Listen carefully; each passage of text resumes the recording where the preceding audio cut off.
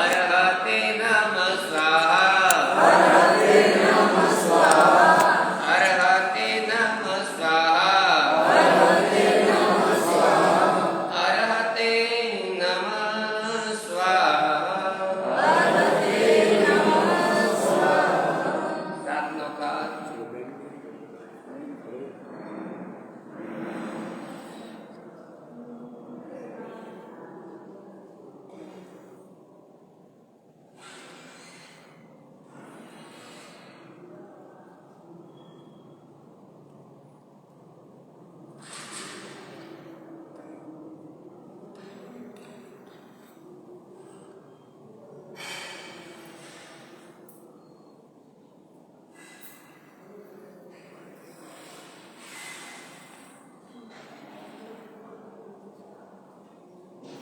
वपुचिचिरं निरुणद्धि समीरं पतति जलति परयतीरं शिरगिरिर्धिरोहितकरसा तदपि च कीर्तिर्जर्सा।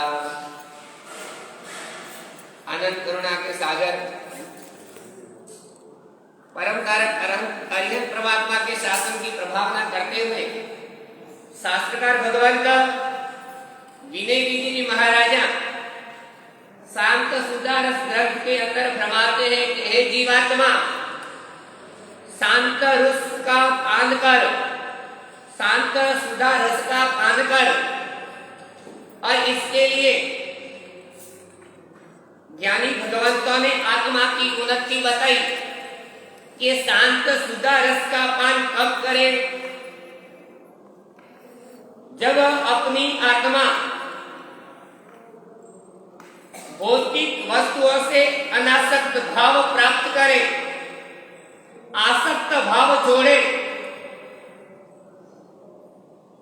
और इस शांत सुधारस का पान नहीं किया तो ज्ञानी भगवान कहते 84 लाख योनि तक ये जीवात्मा भटकती आई है। संसार के जोगान के अंदर ये रंग मंडप के ऊपर ये हमेशा नाटक करती आई है और तूने इसका पान नहीं किया तो विनय विजय जी महाराजा कहते हैं जन्म जरा और मृत्यु की शरण स्वीकार करनी पड़ेगी। हर एक भव के अंदर ये तीन ही अवस्था शाश्वती है, कहीं भी जाए और इनसे चुपने के लिए शास्त्रकार भगवान कहते तू पराक्रमी है, तू कुछ भी कर सकता है। समुद्र के तल में जाकर के भी श्वास रुदन कर सकता है, पर्वतों की चोट पर जाकर के भी तू पुरुषार्थ कर सकता है। मगर हे जीव, इतनी पुरुषार्थ करने के बाद, इतनी सुरक्षा ढूंढने के बाद भी तू जन्म जरा और यम से बच सकता, गिरी के गुफों में जा सकता है, समुद्र की तट में जा सकता है, मगर जन्म जरा और मृत्यु से कभी भी बचकर जा सकता। इसलिए हे जीव, तू शांत शुद्ध रस का पान कर। समझ, मनुष्य का भव मिला है, ये जन्म मिलने के बाद ये जरा आए और यम आए, वहां तक तू एक तेरी आत्मा का कल्याण कर। कैसी कंडीशन के अंदर तेरा जन्म हुआ, तू कैसे कैसे परमात्मा का अवलंबा देता था कि हे प्रभु मुझे एक बार मनुष्य का भव मिल जाए, हे प्रभु मुझे इस 84 लाख योनि में नहीं घूमना है, प्रभु बस एक बार मुझे मनुष्य का भव प्राप्त कर। और वह भव प्राप्त करके मैं क्या करूं? आत्मा का कल्याण करूं। और परमात्मा करुणामय महाप्रभु ने वही करुणा इस जीव पर की। कहते हैं ज्ञानी भगवान का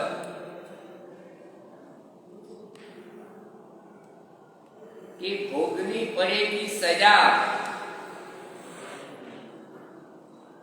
आई जाएगी जरा, भोगनी पड़ेगी सजा जब आ जाएगी जरा, उससे चेत जा तू सदा चेतन जरा।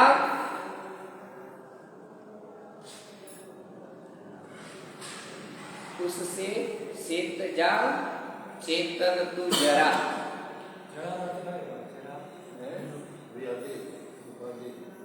जन्म जरा और मृत्यु, जरा यानी युवावस्था, उम्र, बुढ़ापा, जरा यानी बुढ़ापा, जीर्णपना। अगर तू चेत नहीं गया तो ये जरा आएगी। और इस जरा से चेतने के लिए, इस जरा से बचने के लिए, इस जरा को छुपाने के लिए तू क्या क्या यत्न नहीं करता, मगर तुझे आत्मा की फिक्र नहीं। जरा आती है तो व्यक्ति सजग होता है, बूढ़ा न हो, इसलिए भिन्न भिन्न प्रकार की औषधियों का सेवन करता है। मेरा शरीर दुबला न हो, मेरा शरीर एकदम फिट हो, मैं उम्रवान नहीं दिखूं, इसके लिए ज्ञानी भगवान कहते तू नाना नाना प्रकारों का पापों का सेवन करता है। किसको सिखाने के लिए? सर पर सफेद बाल आता है तो व्यक्ति क्या करता है? काला बाल करता है। जरा को छिपाने के लिए चेहरा बराबर नहीं होता है तो चेहरे के लिए मेकअप किया जाता है। किस लिए? जरा को छिपाने के लिए।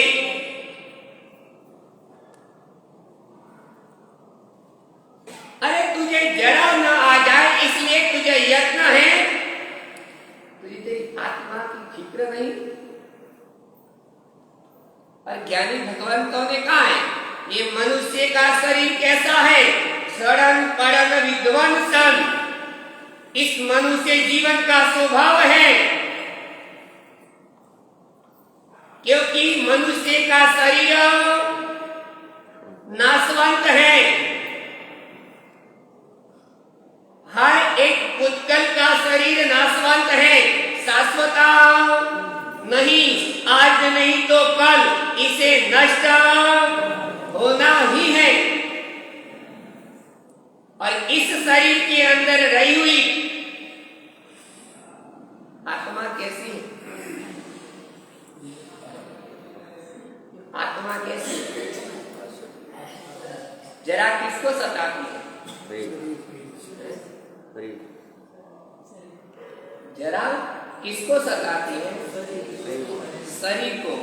जरा किसको आती है? पुद्गल को।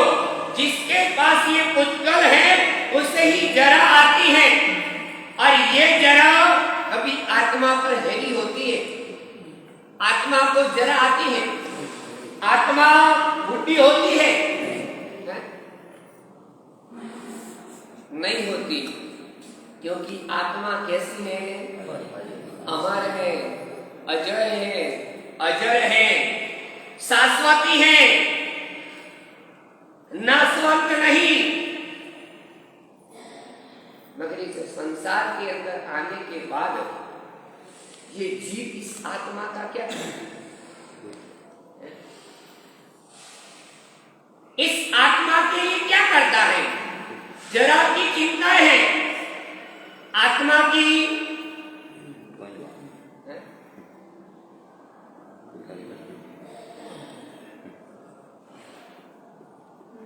ज्ञानी भगवान कहते हैं कि इस जरा के लिए क्या सूती राखी सगम और क्या सूती रहसे तारो दम। तो इस शरीर का गम कहां तक रखेगा? कहां तक? और इसका दम कितना टिकेगा? तू गम तो रख, मगर इस दम के साथ इसका दम क्या है? शरीर को टिकाने के लिए, जरा को टिकाने के लिए दम रखे, मगर कहां तक रहेगा? देखो सभी कर कहते जो ना करीस तू धर्म, कहते हैं अगर जो तू नहीं करीस धर्म तो पसी आवी जासे यम। यानी भगवान कहते हैं अगर इस दम के साथ तूने गम के साथ और दम के साथ इस धर्म की शरण स्वीकार नहीं की तो तेरा दम और तेरा गम, इन दोनों को यम से कोई छुड़ा सकता नहीं। इसको छुड़ाने के लिए तुझे धर्म की शरण स्वीकारनी होगी। दम है तो धर्म के प्रति दम रख। मनुष्य भव का गम है तो धर्म के प्रति दम रख, और अगर तूने धर्म के प्रति दम नहीं रखा तो यम से बचेगा जरा भी नहीं। ये शांत सुधा रस ज्ञानी को कहता है कि इस रसपान के अंदर विनय विजय जी महाराजा कहते हैं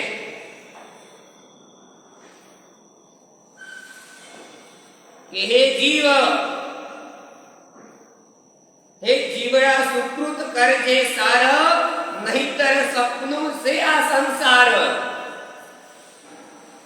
इस संसार के अंदर आने के बाद शास्त्रकार भगवान कहते हैं क्या करना योग्य है।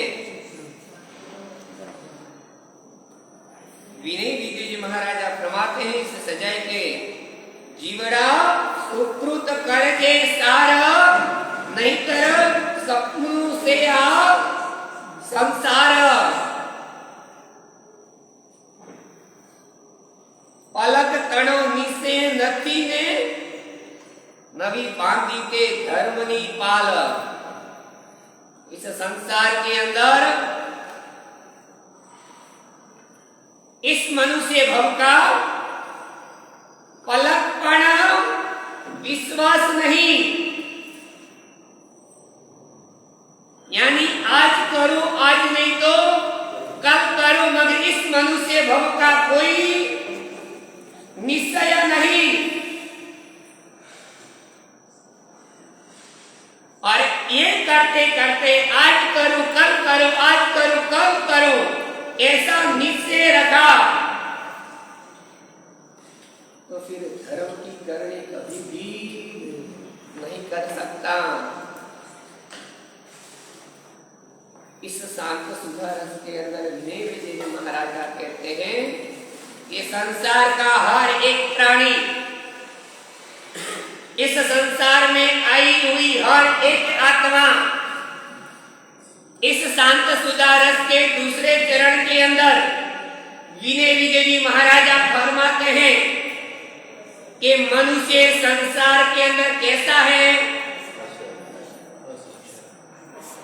दूसरी भावना के अंदर विनय विजय जी महाराजा इस मनुष्य भव के अंदर आई हुई हर एक वस्तु, हर एक आत्मा के लिए विनय विजय जी महाराजा डंके की चोट पर कहते थे हे जी तू कैसा है। और शरण, क्योंकि संसार के अंदर हर एक प्राणी अशरण है, शरण रहित है, उसे कोई बचाने वाला नहीं।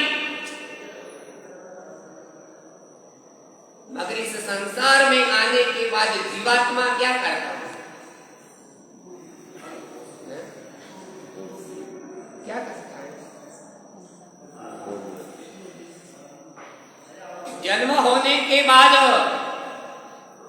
यानी भगवंतों ने कहा है अशरण अवस्था के अंदर आया, मगर शरण को स्वीकार करना है। किसको स्वीकार करना है? मगर किसकी है? किसकी शरण स्वीकार करना? धर्म की, परमात्मा की। हकीकत में अपन किसकी शरण में, आप किसकी शरण में? हकीकत में मनुष्य का जन्म लेने के बाद आपने क्या, कौन सी शरण स्वीकार की?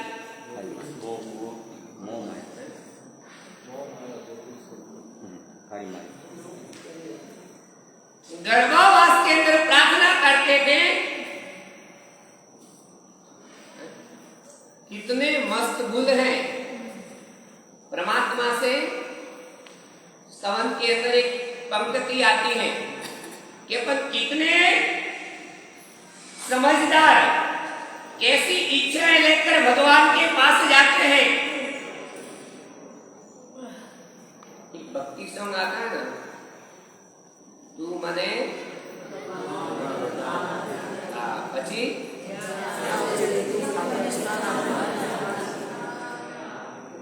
कैसी भावना है?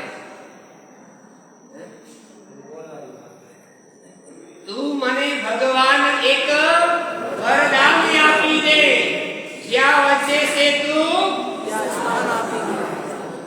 कैसी भावना?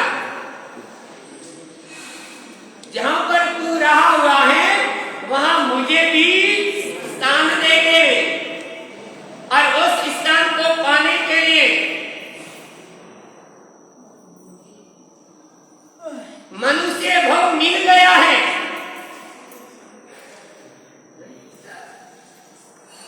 उस मनुष्य भव की खुशी नहीं,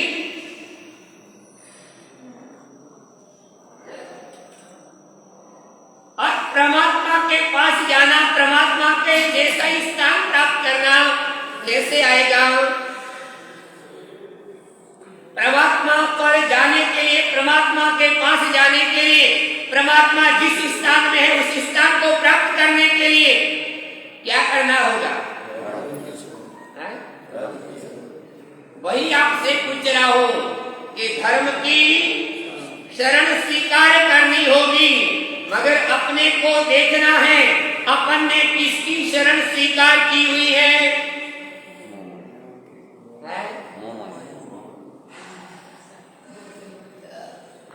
सत्ता, संपत्ति और स्वजन की किसकी शरण स्वीकार है? आप किसकी शरण स्वीकार करके बैठे हैं? आप किसका चिंतन करते हैं? आपकी पूरी दिनचर्या किसके प्रति है? आपको किसका टेंशन है? आप किसके लिए पुरुषार्थ करते हैं? आपका ज्यादा से ज्यादा समय किसके लिए निकलता है?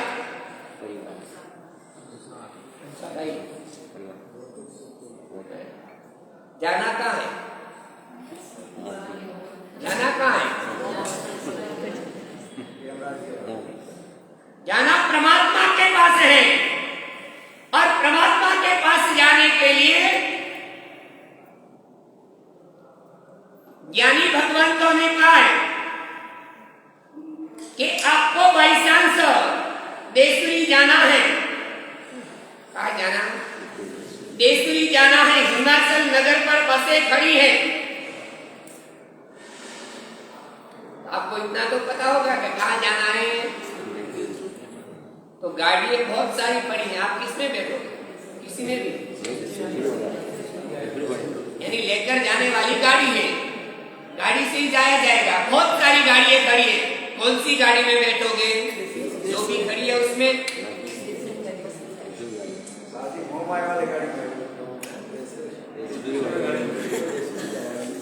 कौन सी गाड़ी जो चॉइस करोगे? जो देशुरी तरफ मुंह खड़ी करके गाड़ी पड़ी है, अनुमान से बैठ जाओगे ये गाड़ी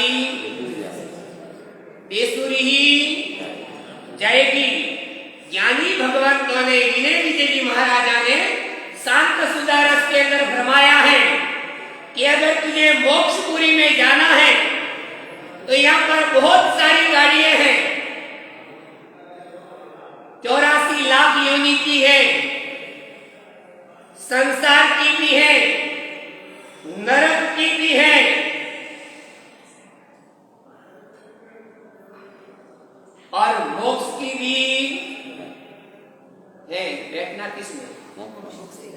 अपन को देखना है अपन किसमें बैठे, कौन सी गाड़ी में बैठे। संसार के अंदर बहुत भी 3 प्रकार की है, मोह की भी है, नरक की भी है, सता की भी है, संपत्ति की भी और स्वजनों की भी है, मगर आपने कौन सी गाड़ी चॉइस की है?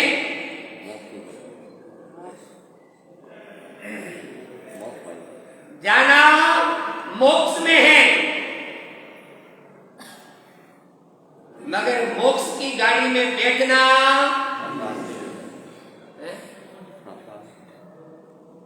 बैठना है सत्ता संपत्ति और स्वजन की गाड़ी में, और जाना मोक्ष में है सत्ता संपत्ति और स्वजन। मोक्ष दिलाएंगे?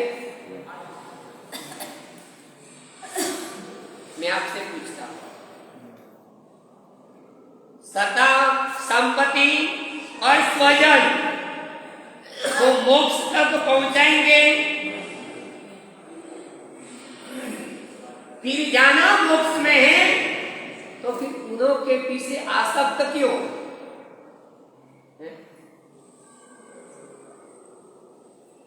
अपने मोक्ष के लिए अपना पुरुषार्थ कितना, मोक्ष में जाने के लिए श्रम कितना? अध्ययन परमात्मा मोक्ष में गए ना, अपन को पता है कितनी आत्माएं मोक्ष में गई।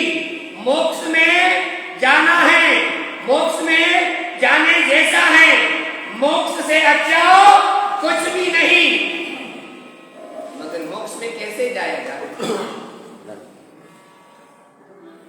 परमात्मा मोक्ष में गए हैं तो अपने को भी मोक्ष में जाना है। बस परमात्मा ने मोक्ष बता दिया है, वो मोक्ष में गए हैं, अपने केंद्र बिंदु बन गए हैं, मगर वो मोक्ष में कैसे गए वो कभी देखा? भगवान मोक्ष में कैसे गए? ऐसे ही चलते चलते तो देवता देवलोक का विमान लेकर आए, कैसे गए?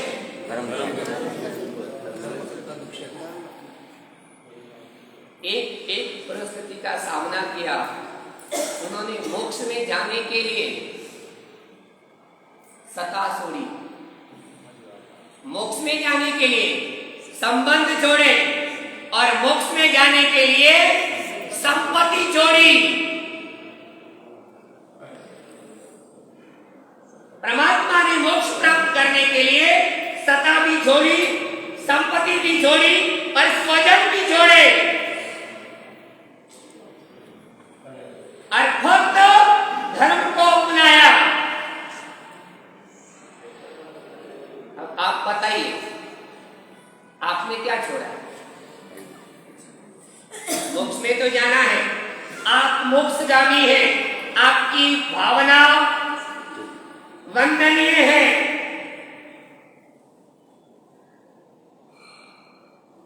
आपने क्या छोड़ा? परमात्मा एग्जाम्पल है, मोक्ष में जाने का एग्जाम्पल परमात्मा है कि परमात्मा ने मोक्ष की प्राप्ति की और उन्होंने कैसे की, किस किस वस्तुओं को छोड़ा, तब उन्हें जाकर उस मोक्ष में अपनाया। आप उस मोक्ष के लिए क्या कर सकते हैं?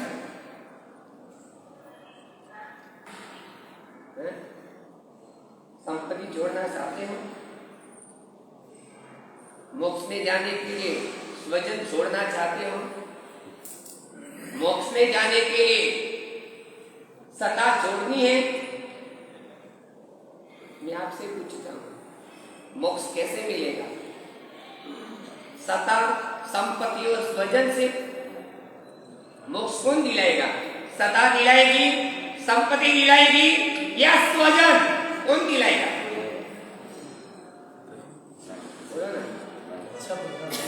कौन दिलाएगा? कौन दिलाएगा? अपन जानते हैं कि मोक्ष कौन दिलाएगा? ये सत्ता, ये संपत्ति और ये स्वजन, ये संसार के सारे डुबाने के साधन हैं, तारने के नहीं। जो सता में गिर गया, जो संपत्ति में आसक्त हो गया और जो संबंधों में बन गया, वो कभी भी मोक्ष प्राप्त कर सकता नहीं। मोक्ष में जाने के लिए सबसे बड़ा कोई ताला है, मोक्ष में जाने के लिए अटकाने का सबसे बड़ा कोई लोकर है, तो ज्ञानी भगवान विनय विजय जी महाराजा ने तीन ही बताए, सता, संपत्ति और स्वजन। ये सबसे बड़ा मोक्ष में जाने से अटकाने के लिए सबसे बड़ी भयंकर बेड़िया। ये कभी भी जीव को मोक्ष में जाने तीन वस्तुएं, और उसका ही एग्जाम्पल परमात्मा का शासन, परमात्मा है कि जिन ने इन तीन की शरण स्वीकार की है, वो 84 लाख योनि के अंदर रखड़पट्टी के अंदर ही गिरा है, और जिसने इन तीन वस्तुओं को छोड़ी है वो मोक्ष के अंदर गया है। ये संसार के अंदर जीवात्मा जन्म लेने के बाद इस सता, इस संपत्ति और स्वजन के लिए क्या क्या नहीं करती है। ज्ञानी भगवान कहते हैं ये सता कैसी है, ये संपत्ति कैसी है, और यहाँ के स्वजन कैसे हैं। ये शास्त्रकार भगवान कहते हैं कि ये संसार, इसके अंदर कोई अपना नहीं है। विनय विजय जी महाराजा सजन को फरमाते हैं, कौन रे सग पर कोनी रे माया, जीव रयो से लोभाई, अखिर संसार में कोई ना की तारो, अखिर संसार में कोई ना की तारो, साची ते धर्म सगाई, ओ नारे सग पर कोनी माया, जीव रयो से लोभाई। इस संसार के अंदर सता के लिए व्यक्ति क्या क्या नहीं करता, इस संसार में सता के लिए व्यक्ति कौन सी हद तक गिर जाता है। विनय विजय जी महाराजा कहते हैं, भरत बाहुबली राज्य ने माते, मांडी मोटी लड़ाई। सता को प्राप्त करने के लिए सगा भाई किससे लड़ रहा है, किसके लिए लड़ रहा है। एक सता के लिए मेरा साम्राज्य होना चाहिए, पूरे जगत पर मेरा राज्य होना चाहिए, मेरी हुकूमत होनी चाहिए, मेरी हुकूमत के अलावा किसी की हुकूमत नहीं होनी चाहिए। और उस सता की लालसा ने क्या करवाया, उस सता की लालसा ने क्या करवा दिया, भाई भाई के बीच में सता के लिए। और कहां कौन सी हद तक लड़ाई तो भी ठीक है, तो चक्र मुख्यो निज भाई माटे, क्या गई भ्रातृ सगाई रे। खुद के भाई को मारने के लिए शूद्रसन चक्र छोड़ दिया। एक माँ की कोख से जन्म लिया होगा, इस सता की भूख ने कैसी जबरदस्त, एक सता, पर वही सता ज्ञानी भगवंत कहते ये तो सता है। और स्वजन, स्वजन भी कैसे कि एक सता के लिए सगे भाई, अपनी सता चलनी चाहिए, अपना हुकूमत चलना चाहिए, इसलिए भाई भाई को मारने के लिए तैयार हो गया। ऐसा ये संसार।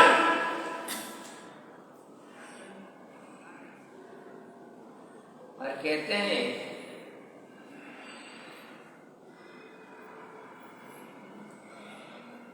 इस सत्ता के अंदर जो व्यक्ति आक्रोशित होता है, ललायित होता है, मोहित होता है, ये सत्ता उसमें गिरे हुए, उसमें लालायित हुए बने, उसमें मोहित बने हुए व्यक्ति को कितना घिनौना कार्य करवाता है। तो कहता है मयन रहे वसे मोय मणिरात मांडी कया गही मोणे रहे वस मोयो मणिरात मार्यो हित बलि भाई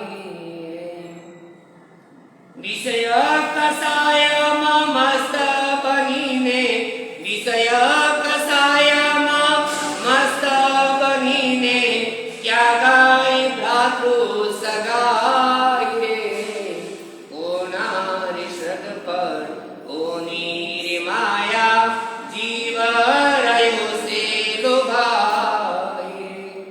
एक मोह के वश में आने के बाद, एक मोह की साम्राज्य में आने के बाद वो मणिराज अपने श्रेष्ठ भाई युवक को उसकी पत्नी में आसक्त बने, उसकी आकांक्षा पूर्ण करने के लिए वो स्वयं अपने भाई को अपने ही हाथों से क्या करवाता है?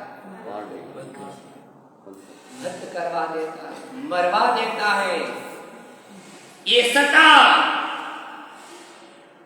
वही संपत्ति, यही स्वजन इस संसार के मोह में आने के बाद जीवात्मा, और कहते संपत्ति तो इतनी हद तक गिरती है। ब्राह्मणी निज पुत्र निवेशे धनने अर्थ लोभाई। विनय जी महाराजा कहते हैं कि एक ब्राह्मणी निज पुत्र निवेशे धर्म में अर्थ लोभाई। अमर कुमार न मारण काजे अमर कुमार ने मारण काजे क्या गाय पुत्र सगाई ओ नारी सग पर ओ नीर माया जीव रयो से लोभाई। ये जीव किसके पीछे पड़ा है? जो इंसान 9 महीने तक पेट में रखने वाला, वही मां खुद अपने ही पुत्र को फक्त एक धन के कारण क्या करती है? मारने के लिए। कहां गया मातृत्व? कहां गई ममता? कहां गया वो वात्सल्य जिसके लिए पत्थर जितने देव बनाती हैं, और उसी वस्तु को प्राप्त करने के बाद एक तुच्छ वस्तु के लिए उसी पुत्र को क्या करती हैं? कहां गया स्वजन? कहां गए संबंध? ये विनय विजय जी महाराजा फरमाते हैं कि हे जीव, ये सत्ता, ये संपत्ति और ये स्वजन, इस संसार के सत्ता, संपत्ति और स्वजन कैसे तू कैसा आसक्त बन गया, कैसा मुठ बन गया? अरे इतनी क्षण परमात्मा के लिए प्रार्थना करने वाला, क्षण परमात्मा से याचना करने वाला, क्षण परमात्मा का स्मरण करने वाला, तो एक ही इच्छा झंखता था, बस मुझे एक बार मनुष्य का भव मिलेगा तो मैं इस 84 लाख जीव योनि रूपी मंच पर वापस नहीं आऊंगा। पर तू क्या कर रहा है? इसमें आसक्त बन गया। सत्ता, संपत्ति और स्वजन, बस इतना ही। क्या सत्ता संपत्ति और स्वजन से मोक्ष हो जाएगा? क्या सत्ता संपत्ति और स्वजन मोक्ष दिलाएंगे? विनय विजय महाराज कहते हरगिज नहीं। जिन्हें इन तीन की शरण स्वीकार की है वो बर्बाद हुआ है, और जिसने इन तीन वस्तुओं को छोड़ा है वो आबाद। शास्त्रकार भगवंत ने ज्ञानियों का जीवन एग्जाम्पल दिया है। कल्पना करो, परमात्मा को परिवार अच्छा नहीं लगता था, परमात्मा को सत्ता की जरूरत नहीं थी, परमात्मा को स्वजन की जरूरत नहीं थी, परमात्मा को संपत्ति की जरूरत नहीं थी। बताइए ना कि आपके जितना उनमें प्रेम नहीं था।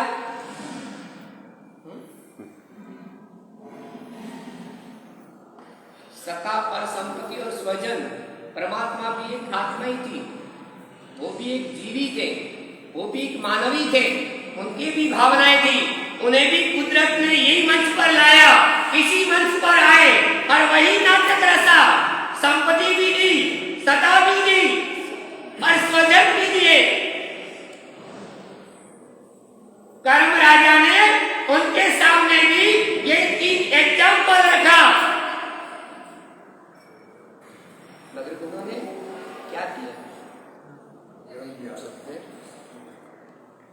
अपने को भी, आपको भी मोक्ष में जाना तो क्या करना पड़ेगा? सत्ता संपत्ति स्वजन को अपनाना पड़ेगा, है? आपको मोक्ष में जाना है,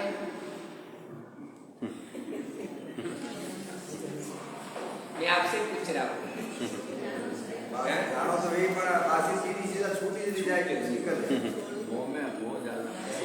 मैं ये नहीं कहता हूँ, मैं तो बहुत इतना ही कहता हूँ, आपको मोक्ष में जाना है। मैंने आपको ये नहीं पूछा, मैं तो कहता हूँ आप आपके स्वजन को साथ में लेकर जाइए। छोड़वा दो थोड़ा को। मैं आपको छोड़ने के लिए नहीं कहता हूँ, आप भी जाइए और इनको भी साथ में। तो मैं इतना ही कहता हूँ, आपको मोक्ष में जाना है।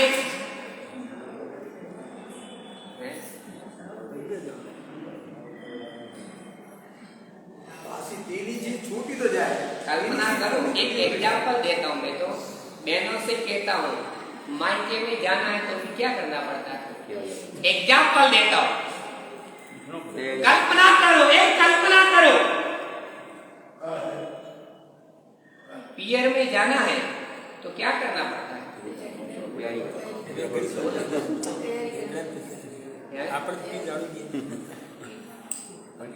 अरे कल्पना करने के बाद अपने आदमी को पूछना पड़ता है कि उभी उभी ठेलो दे रोने भी लोगे।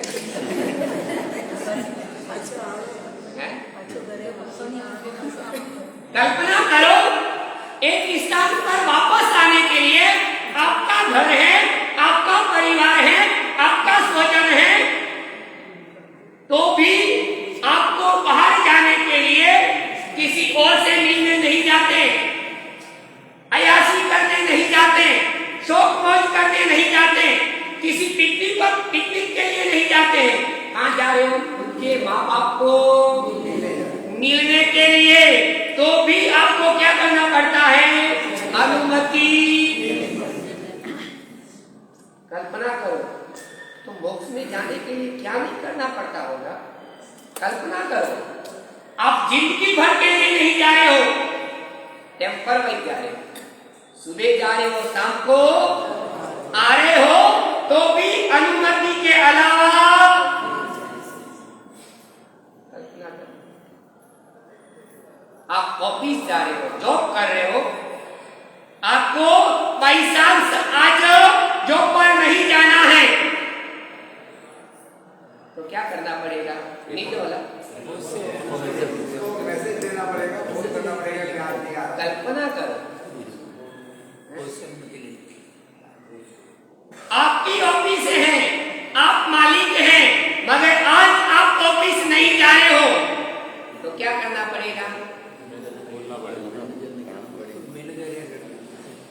ऑफिस आपकी है, मैनेजर आपका है, स्टाफ आपका है, और आपको ही ऑफिस नहीं जाना है तो भी क्या करना पड़ेगा? स्टाफ को भी कहना पड़ेगा।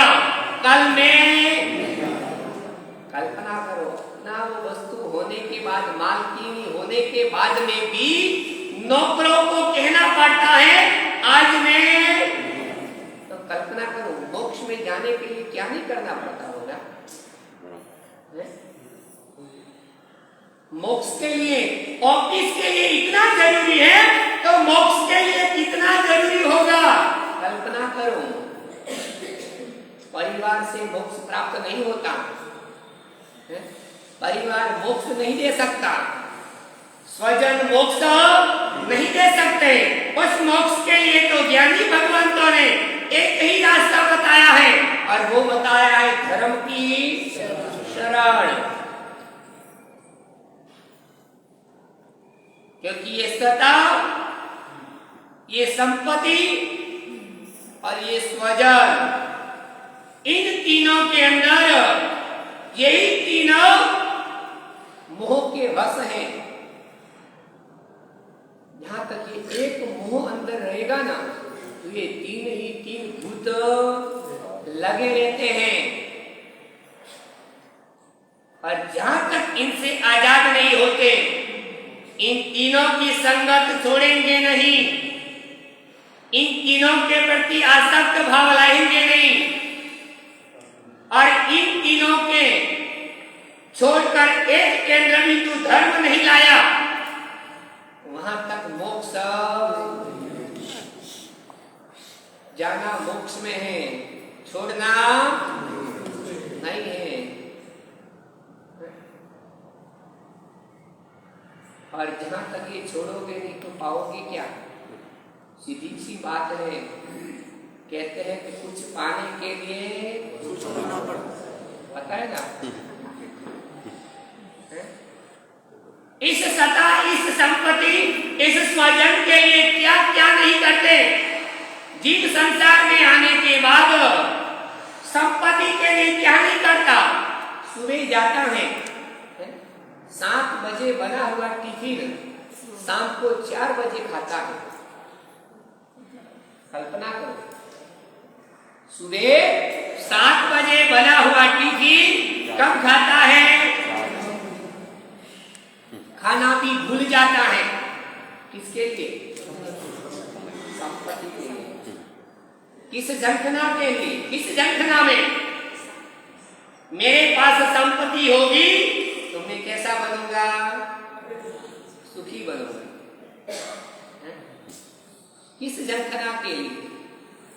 7 बजे का टिफिन 4 बजे तक खाता है, खाने का ठिकाना नहीं, पीने का ठिकाना नहीं है, आराम का ठिकाना नहीं, पूरा दिन खड़ा रहता है। किसके लिए? संपत्ति के लिए। वो संपत्ति आपको क्या देगी? सुख देगी। उस संपत्ति से आप क्या खरीदोगे? सुख खरीदे वो एक सेठ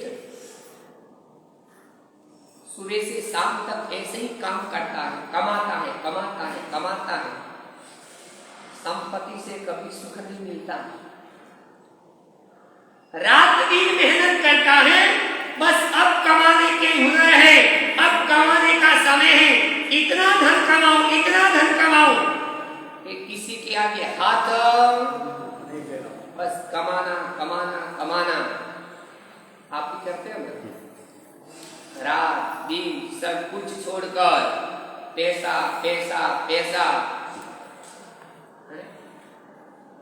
और यही पैसा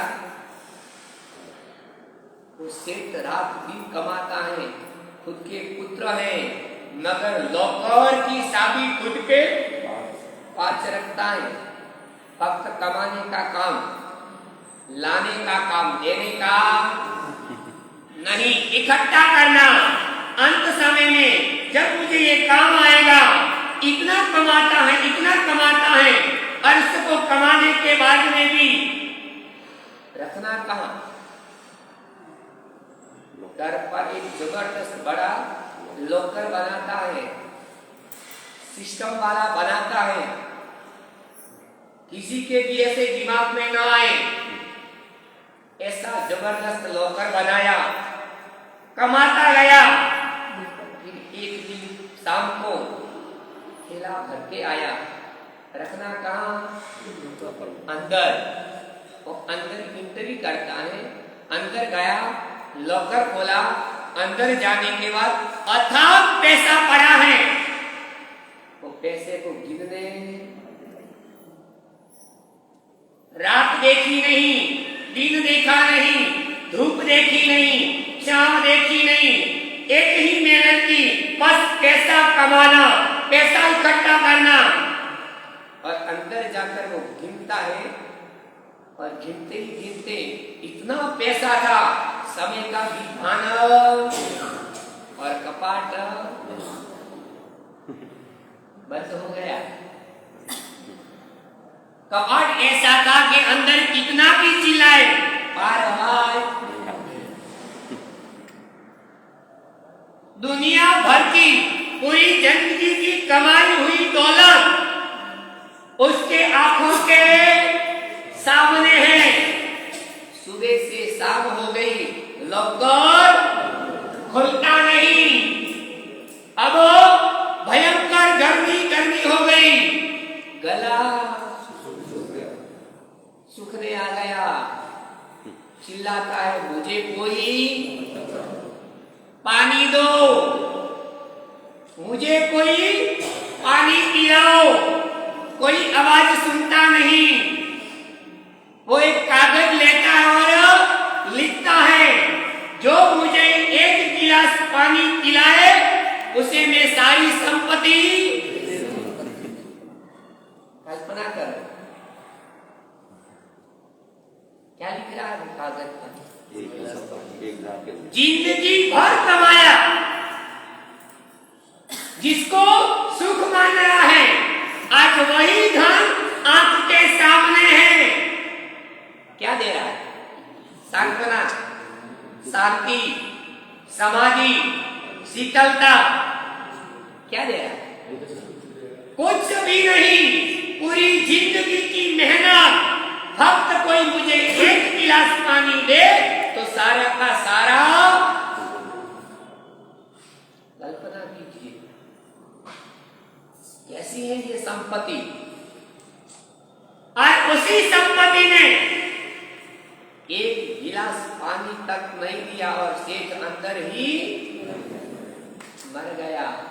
उस संपत्ति ने कुछ नहीं किया, जिंदगी भर कमाया और कैंटीन में उस संपत्ति ने क्या दिया?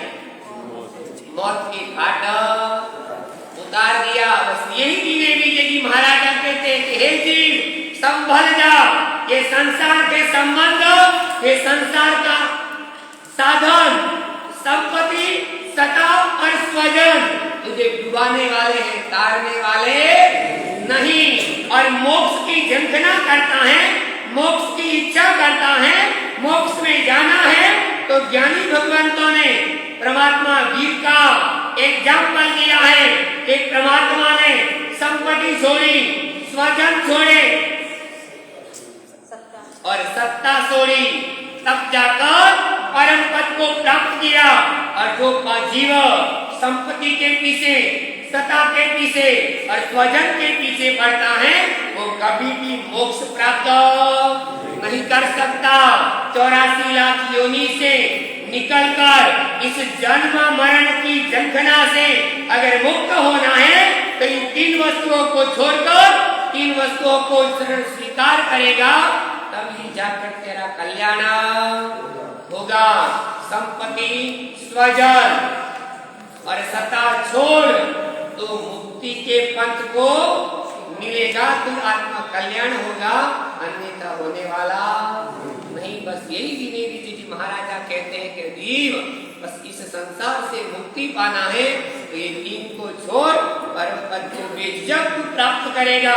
और तूने इस इनकी शरण स्वीकार की तो भवो भव जन्म मरण की स्वीकार को स्वीकारना पड़ेगा। गुरुजी व्याख्यान सुनता सुनता आज आनंद युगराज, गुरुजी तो तारणहार केवाल, गुरुजी तो तारणहार केवाल। दुनिया बदलाए गुरु ना बदलाए, दुनिया बदलाए गुरु ना बदलाए, गुरुजी तो तारणहार केवाल, गुरुजी तो तारणहार केवाल। ज्ञानी गुरुजी सेवा करता जीवन पावन था, मानव भवनी साची सरळता भक्ती माये समा। गुरुजी रे अब जीवो पर करुणा लावी करजो अमारो उद्धार, गुरुजी तो तारणहार केवाल, गुरुजी तो तारणहार। विविध दृष्टांत आपीवे त्या जन रंगोती रंगे, कर्म कठीणनो क्षय करवाने उपदेश देता मांगे।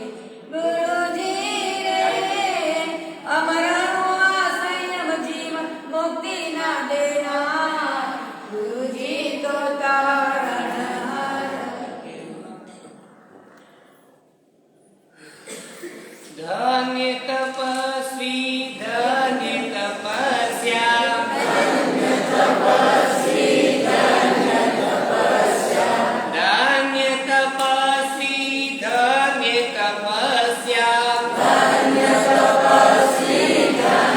तपस्या, धन्य तमारा मनोरथ ने,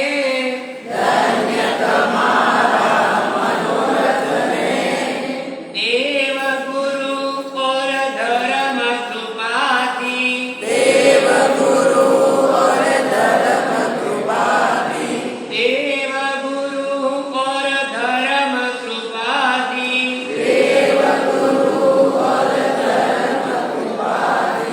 तुम शरीरे साता हो जो,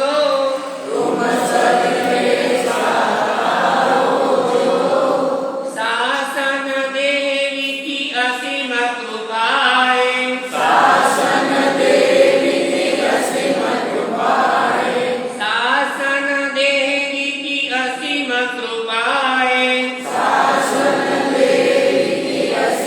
कृपाएं, तुम मनोरथ पूर्ण हो जो,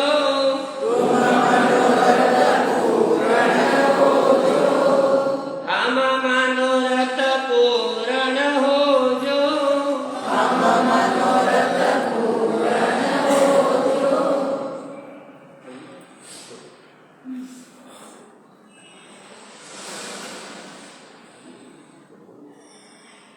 परम उपकारी जैन शासन के सरकार आचार्य देवेश श्री हिमाचल सूर्य माँ साहब के चरणों में कोटि कोटि वंदन। आचार्य देवेश श्री लक्ष्मी सूर्य माँ साहब के चरणों में कोटि कोटि वंदन। कन्यास प्रवर श्री रत्नाकर विजय जी माँ साहब के चरणों में कोटि कोटि वंदन। कन्यास प्रवर श्री विद्यानंद विजय जी माँ साहब के चरणों में कोटि कोटि वंदन। अत्र देवादेव चारित्र आत्मा के चरणों में कोटि कोटि वंदन। पधारे हुए सभी धर्म अनुरागी भाई बहनों को सादर जय जय प्रणाम। तपस्वी साधा में है सा श्यामरा ब्यास वाला समय 4 बजे समय पर बुलाते सा आमिल वाला 12 बजे पधारनो सा। बाहर से पधारे हुए सभी मेहमानों से विनती है कि साधारणिक भक्ति का लाभ देके पधारे। आज की प्रभावना शांति है देके पधारे। भाइयों के लिए 2 सवाल और 2 ही सवाल बहनों के लिए। भाइयों के लिए पहला सवाल,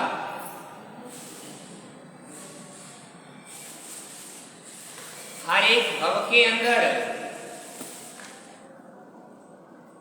कितनी अवस्था जरूरी है और वो कौन कौन सी?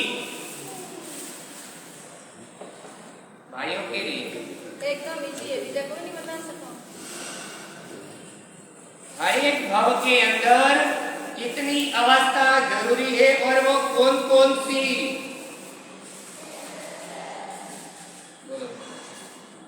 और भव में 3 अवस्था जरूरी है, जन्म जरा मृत्यु।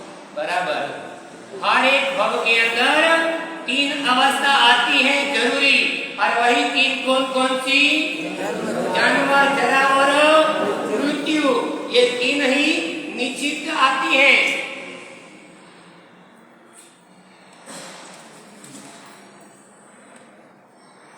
बहनों के लिए पहला सवाल, कहां जाने पर भी जन्म, जरा और मृत्यु से बच नहीं सकते? बहनों के लिए कहां जाने पर भी जन्म, जरा और मृत्यु से बच नहीं सकते? अतरो सरल है? 2 बार 3 बार बोले तो खुर्सी मारे कोई करो घोड़ो के मुंह ले आओ।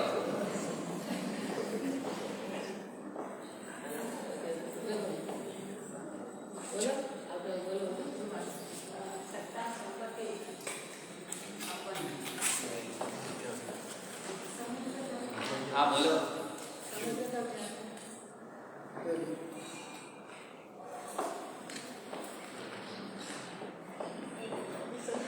चलो बोलो किला। समुद्र तल में पर्वत पे और गुफा में।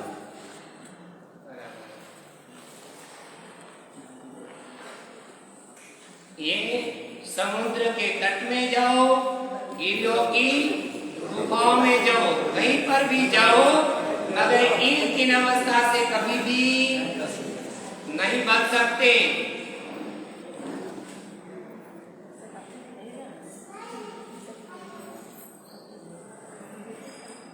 अब भाइयों के लास्ट सवाल, दम और गम पूर्वक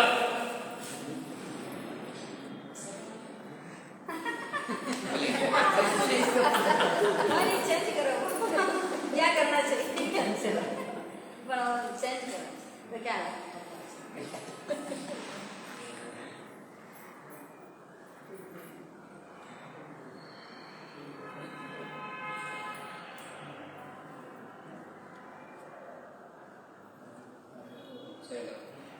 उत्तम कुल प्राप्त करने पर भी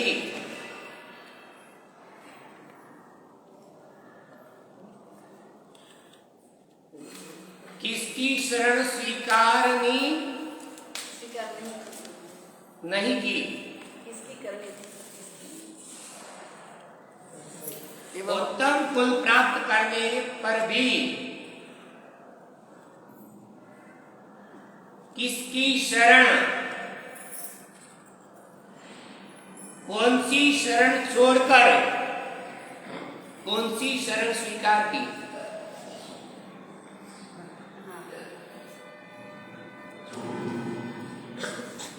बोलो। धर्म धर्म कणोरी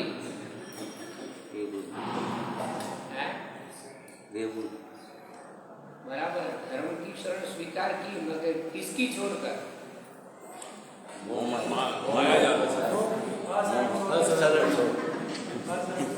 छोटू बोल। धर्म की शरण स्वीकार की और सतह संपत्ति और स्वजन की स्वीकार नहीं की। बराबर, धर्म की स्वीकार की, मगर किसको छोड़कर? सत्ता, संपत्ति और स्वजन को छोड़कर धर्म की शरण स्वीकार की।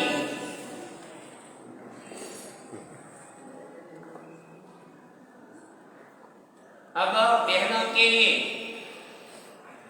सत्ता, संपत्ति और स्वजन में आसक्त होने पर इसने क्या क्या किया? बोलो। भाई भाई को मारने को बोले और अपनी पत्नी को भी मारने को बोले और अपने बेटे को भी मारने को। बराबर, थोड़ा खुलो। भाई भाई ने मारे पड़का। भाई भाई को मारा, मगर किसके लिए? सत्ता संपत्ति सत्ता के लिए। अरे वो तो मैं भी है बोले वाले चेंज करवा दी। बोलिए सही है, इनका आंसर बराबर है, खुला नहीं किया, क्योंकि सत्ता के लिए भाई भाई पर युद्ध किया। क्यों? कि सत्ता चाहिए थी एक क्षेत्र के राज्य के लिए, संपत्ति के लिए। मां ने अपने पुत्र को मार दिया और स्वजन यानी खुद का भाई इच्छाओं की पूर्ति के लिए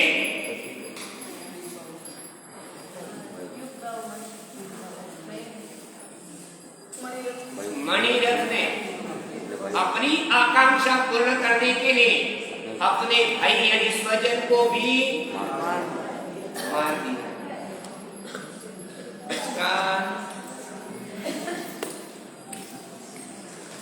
सुरेव के पाना है सुरेव के बदनम सुरेव के छठा बदन बच गई क्योंकि यार वर्ष बना देयो पाना वर्ष चार सुरेव के ग्रुप बना सब लेवेनवा हलेवेनवा ससेत निवासी एना ओसी रही आमी एकाशनो पोर्ची सात पोर्ची ओके सुरेव का पोर्ची सात पोर्ची मक्के जब ये क्योंकि यार वर्ष बना एक सेम मानव सजा बदन किसान आमी निवेद सजा लेवा ले के सबसे तो से वेवे गणम कॉलेज माटी काशनो बियासनो के क्योंकि यार वर्ष टाइम सेम मानव सजा साधारण मानस लेवेनवा अलेवेनवा अक्षेनवा बहुलेवेनवा सचेतनवा सेतनवा ओसी इच्छामि कमाश्नो मंदिर इच्छामि कमाश्नो मंदिर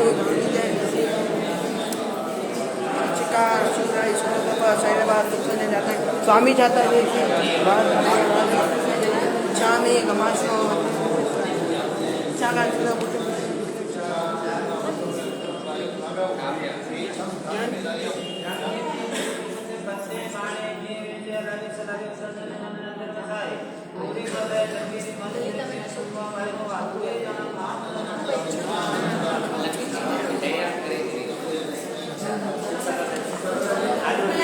आज का नियम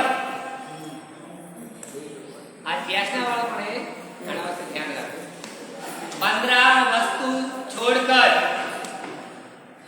अन्य वस्तु नहीं खाना। आज के दिन 15 वस्तु से ज्यादा वस्तु हाथ जोड़ो एक दिन के लिए सुबह लेके और बचना आया कोई नहीं कुछ देर बढ़ेगा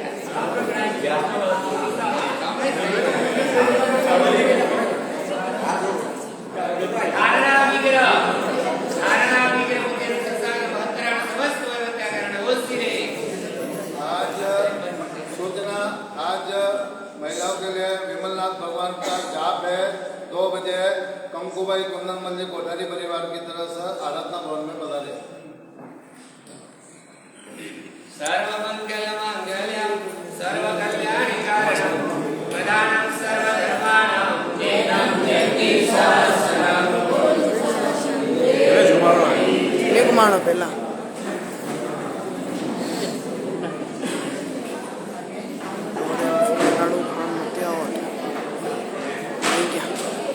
आयो